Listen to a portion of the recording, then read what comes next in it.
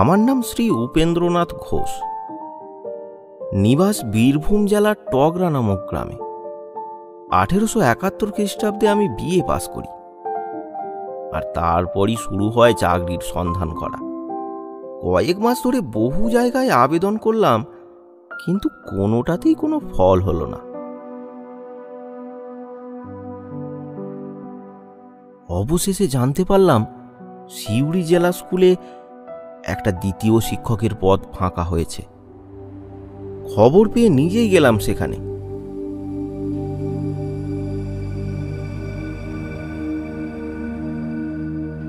Sir, আমার চাকরিটা খুবই দরকার। আপনার তো শুনেছি অনেক দয়া। স্যার, এই চাকরিটা আমাকে একটু করে দিন। স্যার, বহু লোককে খোসামত করে কাজটা আমি পেয়েই গেলাম।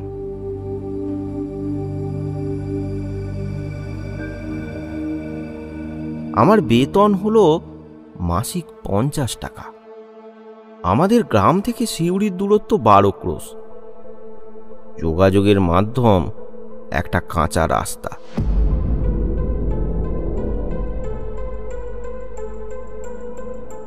বাড়ি ফিরে সব জিনিসপত্র গুছিয়ে নিয়ে 2 দিন পর আমি চাকরিতে যোগ দিলাম।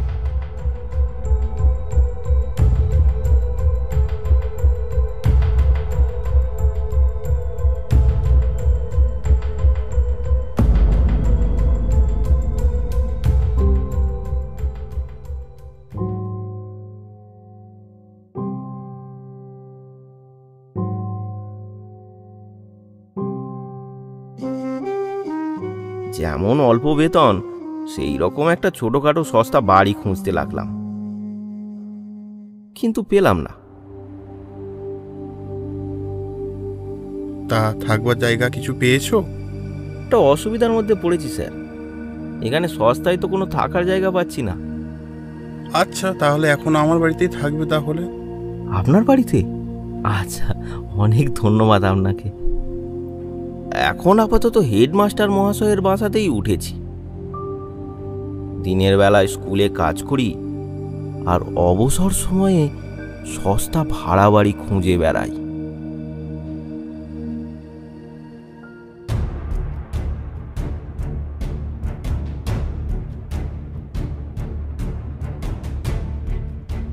অবশেষে একদিন শহরের প্রান্তে একটা বড় খালি পাকা বাড়ির সন্ধান পেলাম। বাড়িটা অনেক দিন ধরেই খালি পড়ে আছে।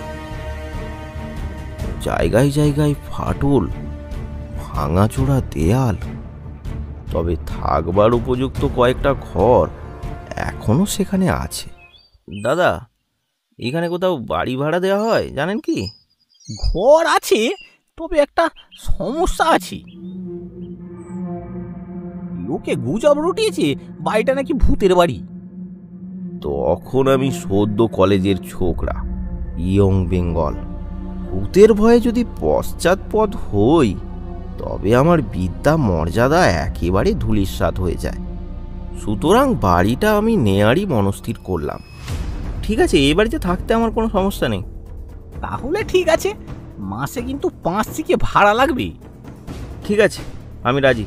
সামনের রবিবার থেকে তাহলে আমরা থাকতে শুরু করব।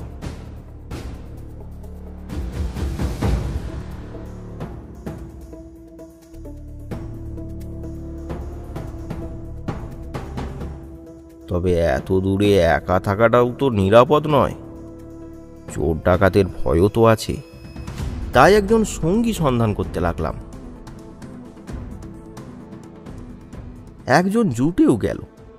তিনি আমাদের স্কুলের 4র্থ শিক্ষক, নাম রাসবিহারী মুখোপাধ্যায়।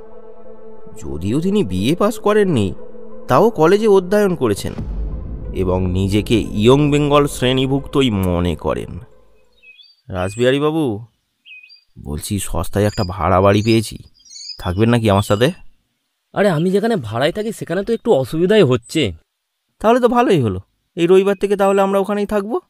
তবে একটা চাকর আর রাঁধুনির সন্ধান করতে হবে, বুঝলেন? তাই তিনি আমার সঙ্গে থাকার জন্য রাজি হয়ে যান। একজন চাকর আর একজন ব্রাহ্মণ পাচক স্থির করা হলো। তবে তারা রাত্রে কেউ ওই বাড়িতে থাকতে রাজি হলো না। হ্যাঁ বাবু, আমরা আপনার সব কাজ করব, কিন্তু রাতে এখানে থাকতে পারবো না। রাত 9টার মধ্যে আমরা সব কাজ সেরে বাড়ি চলে যাব। কি আর করা যাবে, তাতেই রাজি হয়ে গেলাম।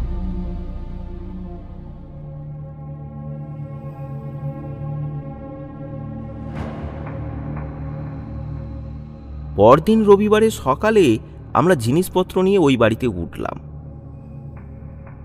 বাড়িটা বহু পুরানো, চারদিকের প্রাচীর জায়গায় জায়গায় ভেঙে গেছে। গবাদি পশু যাতে ঢুকতে না পারে তার জন্য বাঁশের বেড়া দেয়া আছে।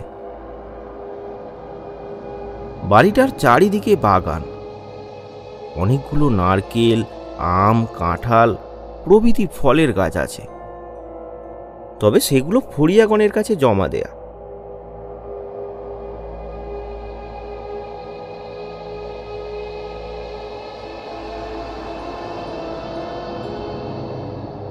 বাড়িটির একতলায় ও দোতলায় সামনের দিকে বেশ বড় বড় দুটো ঘর আছে।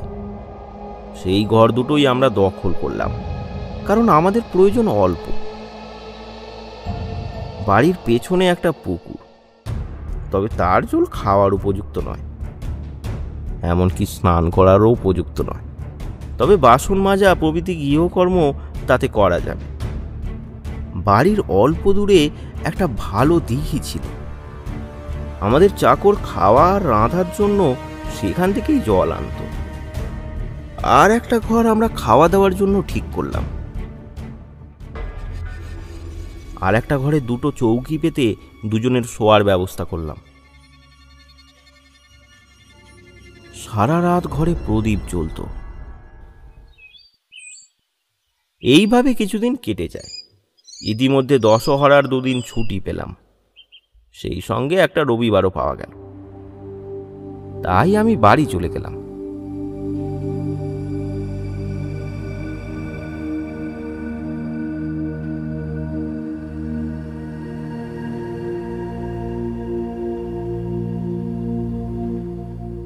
দুদিন পরমানন্দে বাড়িতে কাটিয়ে তৃতীয় দিন সকালে পায়ে হেঁটেই শিউড়ি যাত্রা করলাম। আমাদের গ্রামের এক ক্রোশ পরে হাতশালা বলে একটা গ্রাম আছে। আগে এখানে স্থানীয় জমিদারের অনেকগুলো হাতি বাঁধা থাকত। হাতিশালা থেকে হাতশালা নামটি এসেছে। সেই গ্রামের প্রান্তে রাস্তার ধারে একটা মন্দির আছে। সেই মন্দিরে রমা প্রসন্ন মজুমদার নামের একজন ব্রাহ্মণ থাকেন। তিনি সবসময় তপ জপেই নিযুক্ত থাকেন। গ্রামে তিনি একজন সিদ্ধ পুরুষ বলেই বিখ্যাত। চারপাশের গ্রামের লোকেরা তাকে যথেষ্ট শ্রদ্ধা ভক্তি করেন।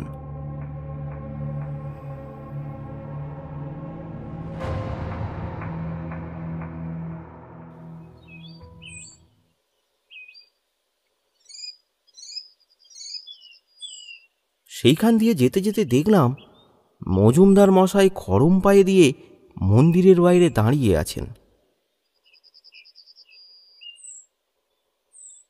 আমি তাকে দেখে তাঁর কাছে গিয়ে একটা প্রণাম করলাম। আশীর্বাদ করে তিনি আমাকে বললেন, আচ্ছা আচ্ছা, হয়েছে হয়েছে। তা বাবা, তুমি কোথায় যাচ্ছ? এই শিউড়ি স্কুলে আমার একটা মাস্টারি চাকরি হয়েছে। দশহরার ছুটিতে বাড়ি এসেছিলাম, কাল স্কুল খুলবে, তাই আজ ফিরে যাচ্ছি। মজুমদার মশাই একটু চিন্তা করে বললেন, বলছি বাবা, আজ কি তোমার না গেলেই নয়? আজ বাড়ি ফিরে যাও, কাল বরং যেও। কাল তো স্কুল খুলবে, আমার নতুন চাকরি, এখন কামাই হওয়াটা খুবই খারাপ ব্যাপার। আমাকে এইরকম আদেশ করবেন না বাবা। তা ওখানে তুমি বাসা কোথায় নিয়েছো? শহরের দক্ষিণে একটা পুরাতন বাড়ি খালি পড়েছিল, সেটাই ভাড়া নিয়েছি। আমি আর আমাদের স্কুলের আরেকজন মাস্টারমশাই রাসবিহারী বাবু একসঙ্গে সেখানেই থাকি। এই বলে মজুমদার মশাইকে প্রণাম করে আমি পথ চলতে লাগলাম।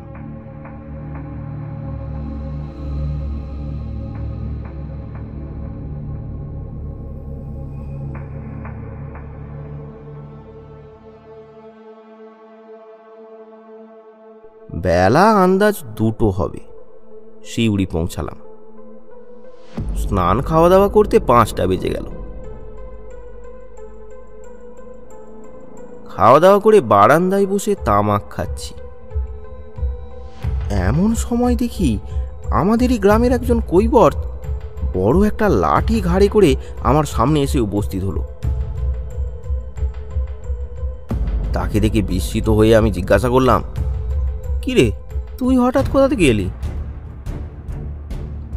আজকে বাবা ঠাকুর এই চিঠি আর কবজ দিয়ে আমাকে পাঠালেন। চিঠি ও কবজটা আমাকে দিল। চিঠি পড়ে দেখলাম, তুমি বাড়ি থেকে যাওয়ার পর রমাপ্রসন্ন মজুমদার মহাশয় এসেছিলেন এবং একটি কবজ দিয়ে বললেন তোমার সঙ্গে নাকি তার দেখা হয়েছিল। তিনি জানতে পারেন তোমার খুব বিপদ,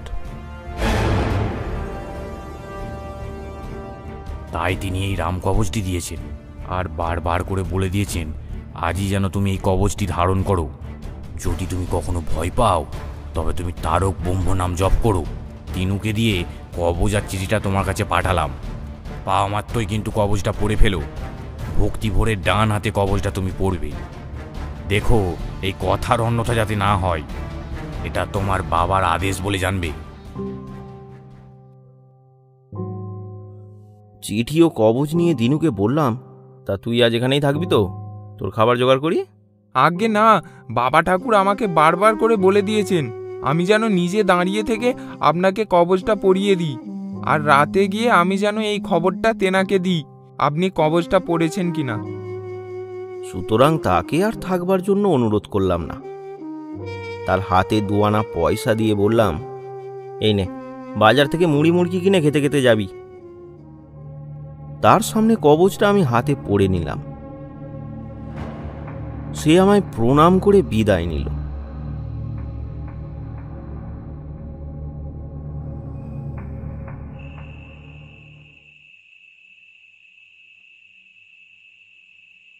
সেদিন রাতে খাওয়া দাওয়ার পর যথাসময়ে আমরা শুতে গেলাম। দুজনেরই চৌকির শিয়রে 2 বড় বড় জানালা। সেই দিকে তাকিয়ে দেখলাম আকাশে মেঘ, মাঝে মাঝে গুঁড়ি গুঁড়ি বৃষ্টি হচ্ছে, আবার মাঝে মাঝে প্রবল হাওয়া মেঘকে উড়িয়ে নিয়ে গিয়ে একাদশীর চাঁদকে দৃশ্যমান করছে।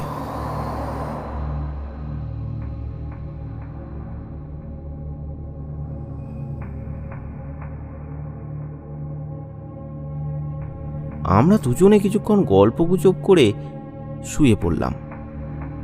পথের ক্লান্তিতে কাতর হয়েছিলাম, তাড়াতাড়ি ঘুমিয়ে পড়লাম।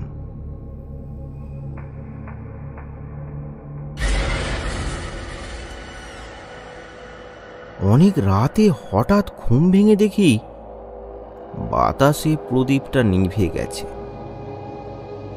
ক্ষীণ মেঘপুঞ্জের আড়াল থেকে জ্যোৎস্নার আলো জানালা দিয়ে ভেতরে ঢুকেছে।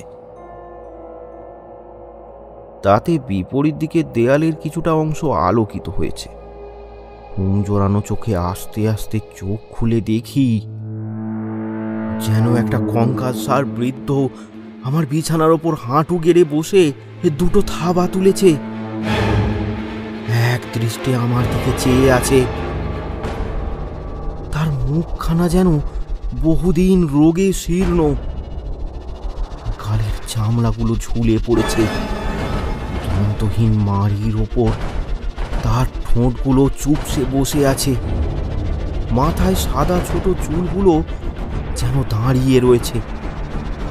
তার চোখ দুটো থেকে ক্রোধ, ঘৃণা ও বিদ্রুপের জ্বালা প্রকাশ পাচ্ছে। দেখে আমি আপাতমস্তক শিহরিত হয়ে উঠলাম। ভয়ে চোখ বন্ধ করে নিলাম, কিন্তু সেই অবস্থায় বেশিক্ষণ থাকতে পারলাম না। আবার চোখ খুললাম, আবার দেখলাম সেই বিভৎস মূর্তি ঠিক সেই অবস্থাতেই বসে আছে। আবার চোখ বন্ধ করলাম, ভয়ে আমার প্রাণ ওষ্ঠাগত। তখন হঠাৎ পত্রের কথা মনে পড়ল। মনে মনে বললাম, আমার ভয় কি? আমার হাতে তো রাম কবচ রয়েছে। এবং মৃদু স্বরে তারক ব্রহ্মনাথ জপ করতে লাগলাম।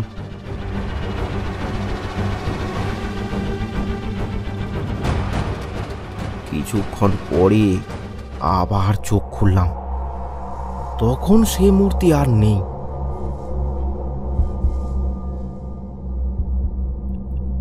সাহস পেয়ে উঠে বসলাম। জড়ানো কণ্ঠে আমার বন্ধুকে ডাকতে লাগলাম,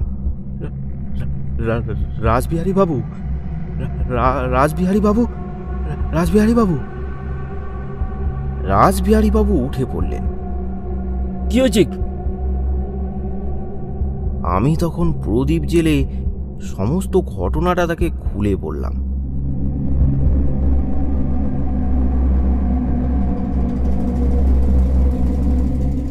তিনিও খুব ভয় পেয়ে গেলেন। তারপর সমস্ত রাত আমরা বসে বসে গল্প করে কাটিয়ে দিলাম।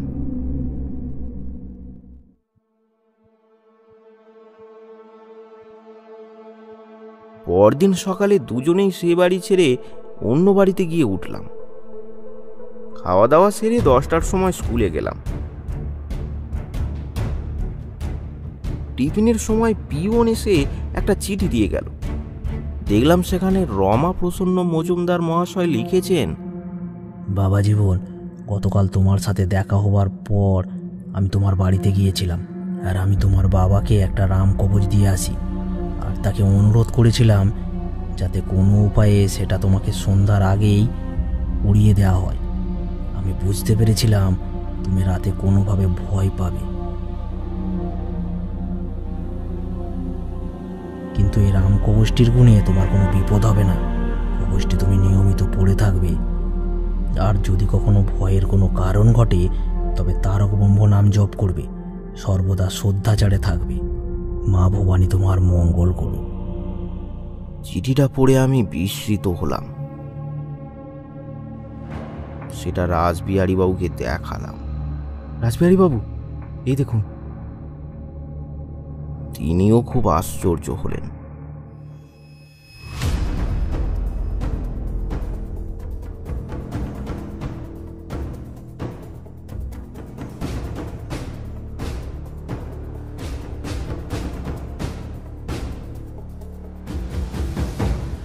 পুজোর ছুটির সময় বাড়ি গিয়ে প্রথমেই মজুমদার মশাইকে প্রণাম করতে গেলাম। যে বিপদ থেকে তিনি আমাকে উদ্ধার করেছেন তার জন্য অনেক কৃতজ্ঞতা প্রকাশ করে জিজ্ঞাসা করলাম, আচ্ছা, আমি যে সে রাতে ভয় পাবো এ কথা আপনি কি করে জানলেন?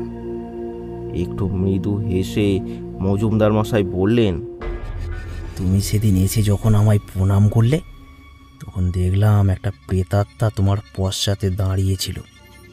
কোনো কারণে তোমার ওপর সে ভয়ানক ক্রুদ্ধ হয়ে আছে। তোমার প্রাণহানি করার জন্য সে তোমার পিছু নিয়েছে, শুধু উপযুক্ত সময়ের অভাবে সে কাজটা করতে পারেনি। তুমি চলে যাবার পর আমি গণনা করে দেখলাম, বুঝতে পারলাম সেই রাতেই সেই সময় আসবে। তাই তাড়াতাড়ি আমি একটা রাম কবচ নিয়ে তোমার বাবাকে গিয়ে দিয়ে আসলাম।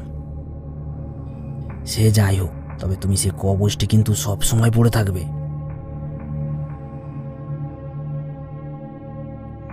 এই কথা শুনে কিছুক্ষণ আমি নীরবে চিন্তা করতে লাগলাম। পরে বললাম, মজুমদার মশাই, আমার সঙ্গে যে লোকটি থাকে সেও তো সেদিন ঘরে শুয়েছিল, কিন্তু তাকে কোনো ভয় দেখালো না কেন? আমরা তো একসঙ্গে সেই বাড়িতেই ছিলাম, তবে আমার ওপর এই ভূতের এত রাগ কেন? আচ্ছা, সে লোকটির নাম কি? আগে তার নাম রাসবিহারী মুখোপাধ্যায়। ও, তিনি তো ব্রাহ্মণ, এই কারণে ভূত হঠাৎ করে তার কিছু করতে পারবে না। তুমি কায়স্থ, তোমার প্রাণহানি করাটা তার পক্ষে খুবই সহজ। সে ভূত কি এখনো আমার অনিষ্ট চেষ্টা করছে? হ্যাঁ, করছে। আর একবার সে তোমায় দেখা দেবে, কিন্তু সে কতদিনে তা আমি বলতে পারছি না। কিন্তু এ রাম কবচের বলে তোমার কোনো বিপদ হবে না।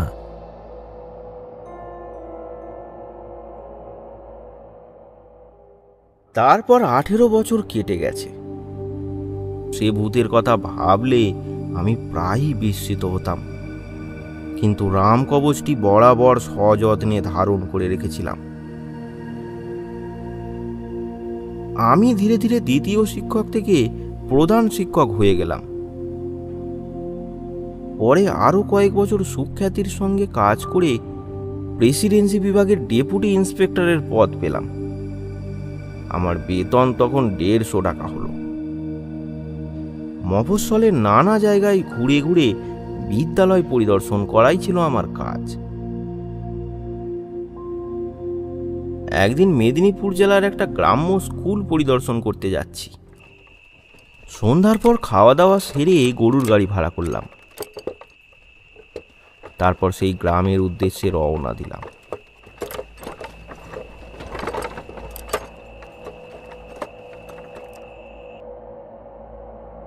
শরৎকালের পূর্ণিমার রাত, আকাশে চাঁদ রয়েছে, জ্যোৎস্না আলোয় চারিদিকটা বেশ পরিষ্কার।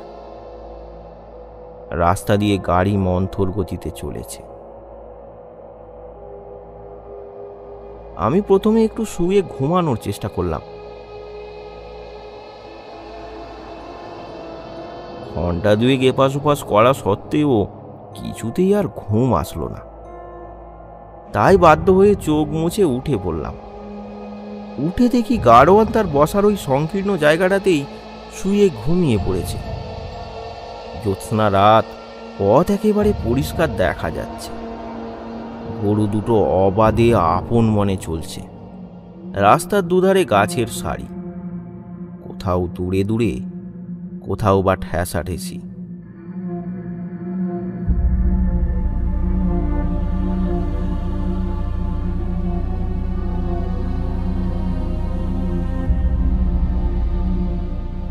ঝুরঝুর করে বাতাস বইছে। গাড়োয়ান আরামে নিদ্রা যাচ্ছে। অথচ গরু দুটো যে অরক্ষিত অবস্থায় পথ চলছে, তারা তো নিরাপদ নয়। এই বিবেচনা করে আমি আর শুলাম না, বসে রইলাম।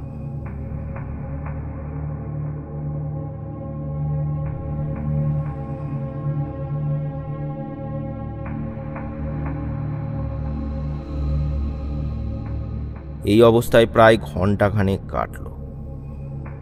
আমার একটু ঘুম ঘুম আসছে। আমি বসে বসে ঢুলতে লাগলাম।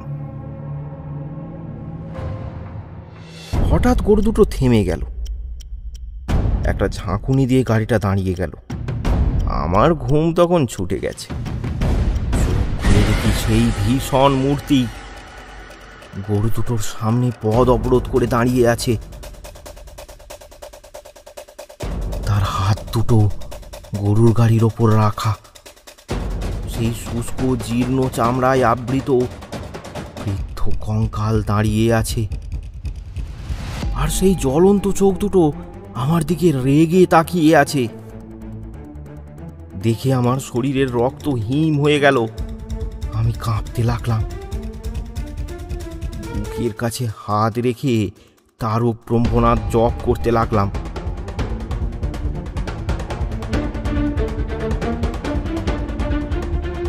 কিছুক্ষণ জপ করতে করতে দেখলাম সে মূর্তি ছায়ার মতো মিলিয়ে যাচ্ছে।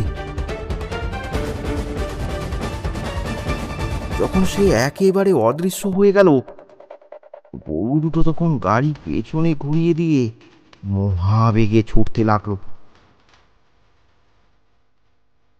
ঝাঁকুনিতে গাড়োয়ানের ঘুম ভেঙে গেল। সে ধরপড় করে উঠে বলল, এ কি বাবু, গরুগুলো এমন করে ছুটছে কেন? গাড়োয়ান তখন গাড়ি থামাবার জন্য, মুখ ঘোরানোর জন্য অনেক চেষ্টা করলো। আমি আসল কথা তাকে খুলে বললাম না, শুধু বললাম, আরে হয়তো পথে কোনো ভয় দেখেছে, তাই ছুটে বাড়ি যাচ্ছে। তুমি থামাও ওদের। গরু দুটো লাঙল টেনে ছিঁড়ে ফেলার জোগাড়, কিন্তু কিছুতেই তারা দাঁড়ায় না।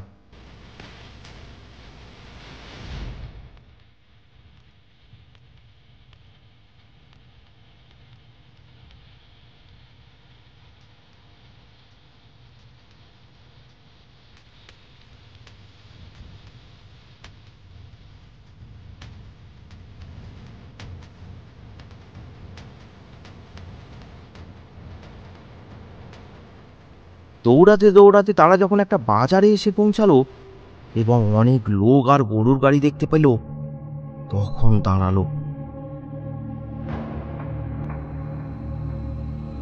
গরু দুটো ভয়ানক শান্ত হয়ে পড়েছে। দেখে আমি গারোয়ানকে বললাম, গরুকে খুলে দাও আর ওদেরকে ঘাস জল খেতে দাও, কাল সকালে আবার যাওয়া যাবে। এখন রাতে এখানেই বিশ্রাম করি।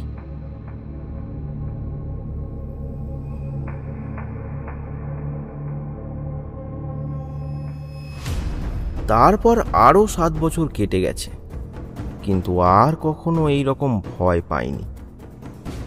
সে রাম কবচটা এখনো আমি পড়ে আছি। যতদিন বাঁচব ততদিনই পড়ে থাকবো।